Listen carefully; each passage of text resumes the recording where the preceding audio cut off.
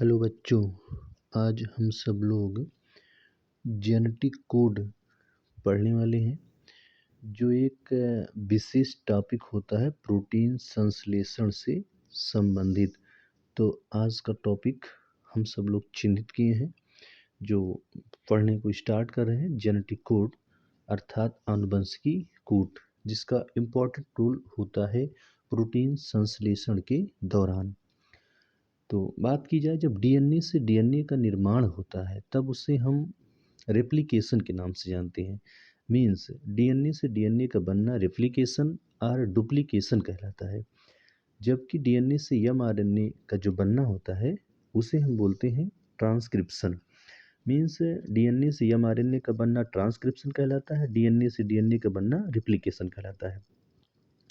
जबकि एमआरएनए से जो प्रोटीन बनता है, एमआरएनए से जो प्रोटीन बनता है उसी प्रोसेस को बोला जाता है ट्रांसलेशन।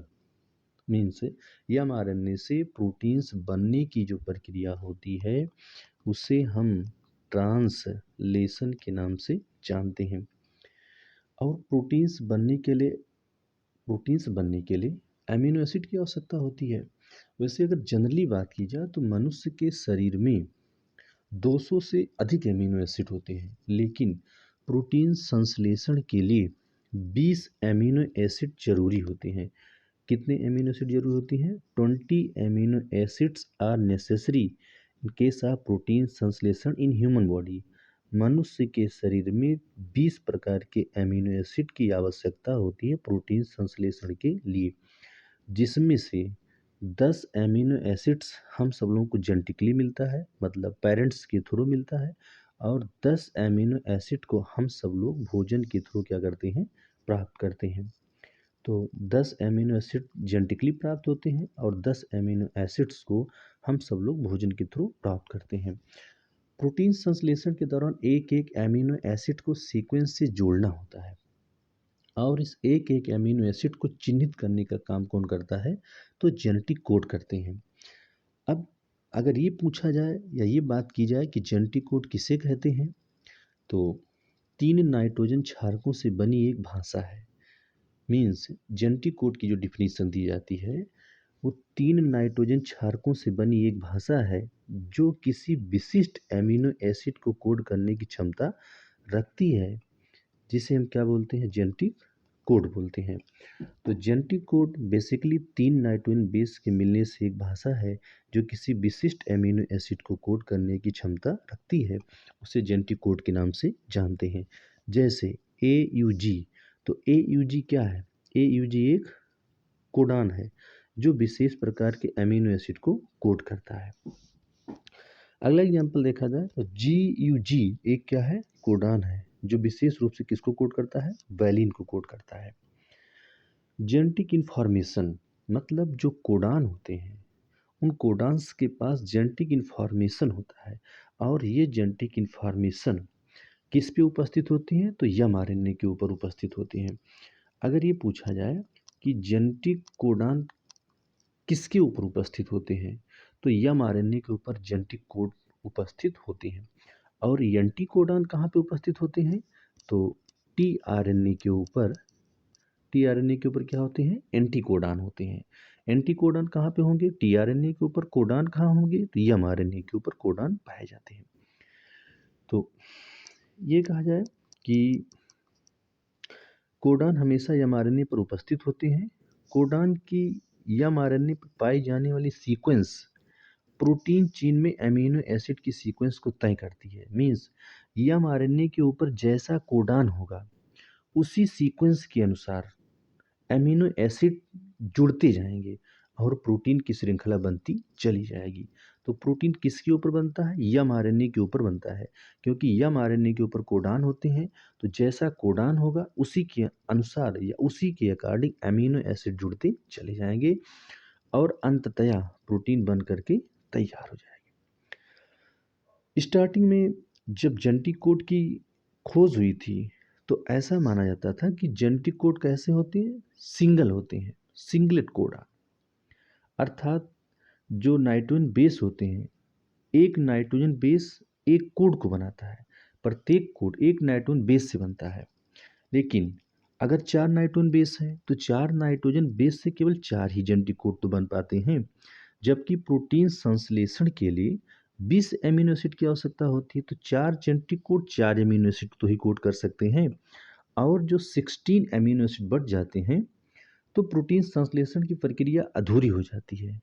इसीलिए ये सिंगलेट कोड जो हाइपोथेसिस था, मतलब मॉडल था, वो क्या हुआ, रॉन्ग हो गया।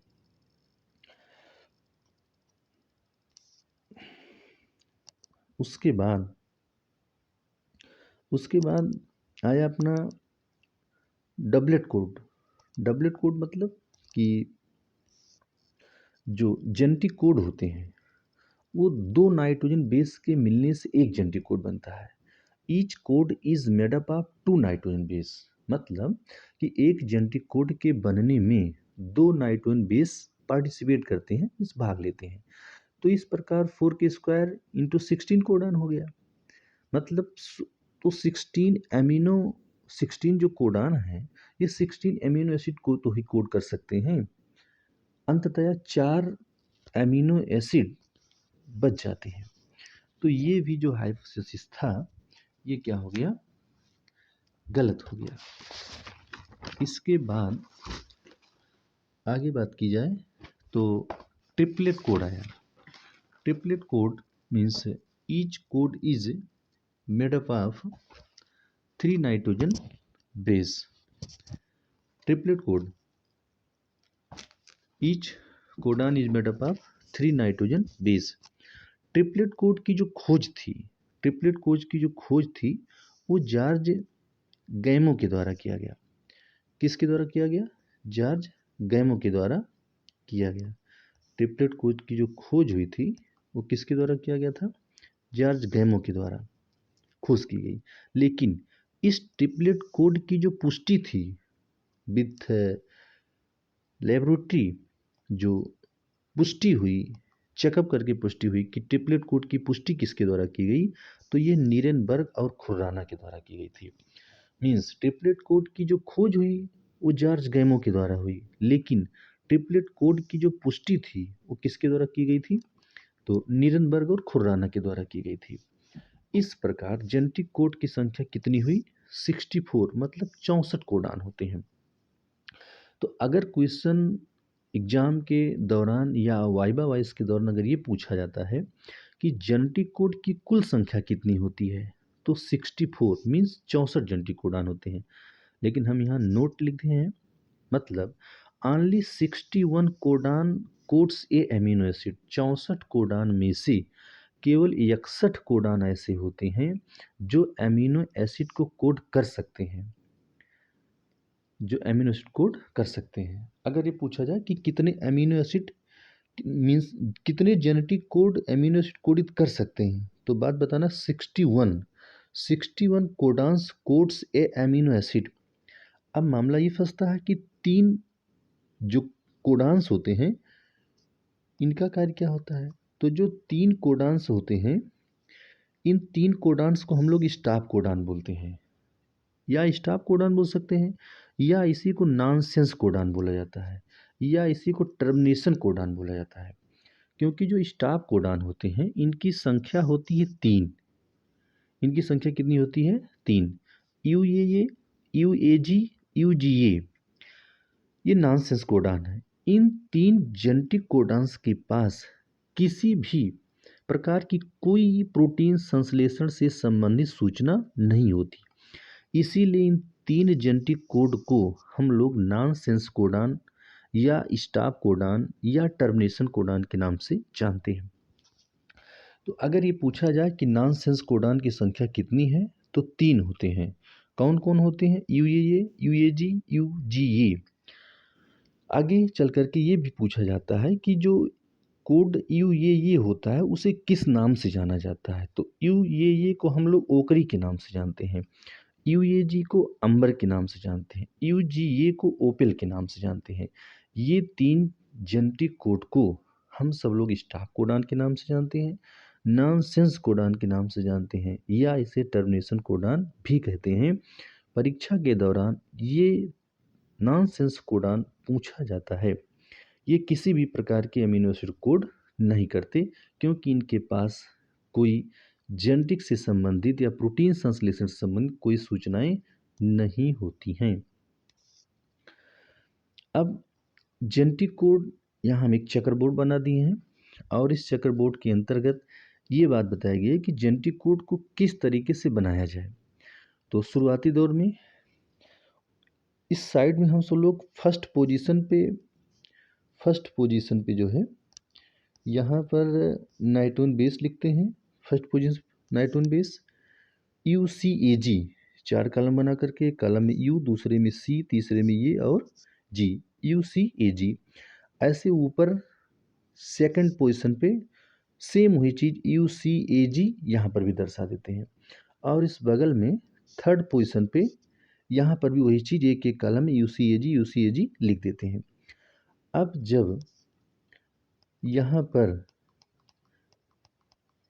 पर जो है जेनेटिक कोड बनाना होता है, तो फर्स्ट और सेकंड और थर्ड इस सब का एक एक नाइट्रोजन बेस लिखा जाता है। जैसे U, फिर यहाँ से UC, इस तरीके से एक first nitrogen base, second nitrogen base और थर्ड नाइट्रोजन बेस, तीनों का एक एक लेकर के एक एक बॉक्स को हम सब लोग भरते हैं, और टोटल कंप्लीट ये पूरा बॉक्स बना लेते हैं। तो इस बॉक्स में टोटल 64 जेनेटिक कोडान है, और इस 64 कोडान्स में से यहाँ पे हम मार्क किए हैं, ये 3 कैसे हैं, नॉनसेंस कोडान है, और यहाँ पे एक लिखा गया start codon. Start codon AUG है। स्टार्ट कोडान किस नाम से जानते हैं, AUG। तो AUG एक ऐसा जेनेटिक कोड है जो प्रोटीन संश्लेषण की प्रक्रिया को स्टार्ट करता है, और प्रोटीन संश्लेषण की प्रक्रिया जब शुरू होती है तो जैसा कोडांस होगा वैसे एमिनो एसिड mRNA के ऊपर आकर के जुड़ते चले जाएंगे। लेकिन प्रोटीन संश्लेषण के दौरान जब कभी नॉनसेंस कोडान बीच में जैसे एंट्री करेगा, तुरंत प्रोटीन संश्लेषण की प्रक्रिया ब्लॉक हो जाती है। ऐसा मत सोचिएगा कि प्रोटीन संश्लेषण हो रहा है तो लास्ट में नॉनसेंस कोडान आएंगे, ऐसी कोई बात नहीं है। प्रोटीन संश्लेषण के दौरान जैसे बीच में नॉनसेंस कोडान की एंट्री हुई, तुरंत प्रोटीन संश्लेषण की प्रक्रिया क्या हो जाएगी, ब्लॉक हो जाएगी। अब हम सब लोग देखेंगे जेनेटिक कोड्स की प्रॉपर्टीज, क्या गुणधर्म है। तो जेनेटिक कोड यूनिवर्सल होते हैं। यूनिवर्सल मतलब होता है सार्वत्रिक। सार्वत्रिक मीन्स ये हुआ कि जेनेटिक कोड बैक्टीरिया से लेकर के ह्यूमन बींग्स तक सब में समान होते हैं। मतलब बैक्टीरिया के अंदर जो प्रोटीन्स बनाने में जो एमिनो एसिड यूज हो रहा था, वही एमिनो एसिड मनुष्य के शरीर में अगर प्रोटीन्स बन रही है तो उसको बनाने के लिए वही जेनेटिक कोड यूज होगा। अर्थात प्रत्येक जीवों में एमिनो एसिड क्या होते हैं, सिमिलर होते हैं, जेनेटिक कोड एक जैसे होते हैं, बैक्टीरिया से लेकर के ह्यूमन बींग्स तक। उसके बाद जेनेटिक कोड कॉमा लेस होते हैं, अर्थात जेनेटिक कोड के बीच कभी कॉमा अर्थात पंक्चुएशन नहीं लगाया जाता, ये कंटिन्यूसली होते हैं। स्टार्ट कोडान वे कोडान होते हैं जो प्रोटीन संश्लेषण की प्रक्रिया को स्टार्ट करते हैं, जिसे हम लोग कहते हैं AUG। AUG जो जेनेटिक कोड है, जिसे हम लोग स्टार्ट कोडान के नाम से जानते हैं, ये मेथियोनिन एमिनो एसिड को कोड करता है। तो ये बात याद रखना, अगर स्टार्ट कोडान की बात की जा रही है तो आप AUG को ही बताना, और मेथियोनिन को ही कोड करेगा। जेनेटिक कोड नॉन एम्बिगुअस होते हैं। नॉन एम्बिगुअस का मतलब ये होता है कि ये विशिष्ट होते हैं या असंदिग्ध होते हैं, अर्थात एक कोडान एक एमिनो एसिड को ही कोड करता है। मतलब एक कोड एक एमिनो एसिड को कोड कर सकता है, एक कोड एक एमिनो एसिड को ही कोड करता है, जिसे हम सब लोग नॉन एम्बिगुअस या विशिष्ट या असंदिग्ध कोड के नाम से जानते हैं। आगे की नंबर देखा जाए तो जो जेनेटिक कोड होते हैं ये डीजेनरेसी दर्शाते हैं, आनुवंशिकी कोड की अपहरासता दर्शाते हैं। तो ये डीजेनरेसी क्या होती है, एक अमीनो अम्ल एक से ज़्यादा कोडान द्वारा कोड हो सकता है। मतलब कि जैसे अमीनो एसिड की संख्या 20 है और जेनेटिक कोड की संख्या 64 है और उस 64 में से 3 नॉनसेंस कोडॉन हो गए। तो 61 कोडॉन्स ऐसे हैं जो अमीनो एसिड कोडित कर सकते हैं। तो जेनेटिक कोड की संख्या अधिक है और अमीनो एसिड की संख्या कम है। तो यहाँ पे ये कहा गया कि एक अमीनो एसिड को एक से ज़्यादा कोड द्वारा कोडित हो सकते हैं, जिसे हम सब लोग डीजेनरेसी ऑफ जेनेटिक कोड के नाम से जानते हैं। मतलब अमीनो एसिड रहेगा एक, लेकिन उसको कोडित करने वाले एक से अधिक कोडान हो सकते हैं, जिसे डीजेनरेसी ऑफ जेनेटिक कोड के नाम से जाना जाता है। लेकिन दो जेनेटिक कोड ऐसे हैं, मेथियोनिन और ट्रिप्टोफान। ये मेथियोनिन और ट्रिप्टोफान पर यह प्रॉपर्टी लागू नहीं होता। ये केवल सिंगल कोड द्वारा कोडित ही होते हैं। कौन कौन से हैं? ट्रिप्टोफान और मेथियोनिन। ये दो एमिनो एसिड ऐसे हैं, दो एमिनो एसिड ऐसे हैं जो सिंगल कोड द्वारा क्या होते हैं? कोडित होते हैं। अगर इनका नाम पूछा जाता है तो आप मेथियोनिन और ट्रिप्टोफान, ये दो जेनेटिक कोड ऐसे होते हैं जो डीजेनरेसी या अफरास्ता नहीं दर्शाते हैं। ये केवल सिंगल कोड द्वारा कोडित होते हैं। इन दोनों के अलावा और जितने एमिनो एसिड होते हैं उन्हें एक से अधिक जेनेटिक कोड कोडित कर सकते हैं। आगे बात की जाए तो जेनेटिक कोड कैसे होते हैं? ट्रिपलेट होते हैं। मतलब कि 3 नाइट्रोजन बेस के मिलने से क्या बनता है? एक जेनेटिक कोड बनता है। अंत में बूबली बेस क्या होता है? एक कोडान में थर्ड बेस को बूबली बेस कहते हैं। मतलब कि एक जेनेटिक कोड 3 नाइट्रोजन बेस के मिलने से बनता है, तो उसमें से जो थर्ड नाइट्रोजन बेस होता है वो सब में अलग अलग होता है, जिसे बूबली बेस के नाम से जाना जाता है। इसी के साथ हम सब लोगों का जेनेटिक कोड का टॉपिक समाप्त होता है। Thank you.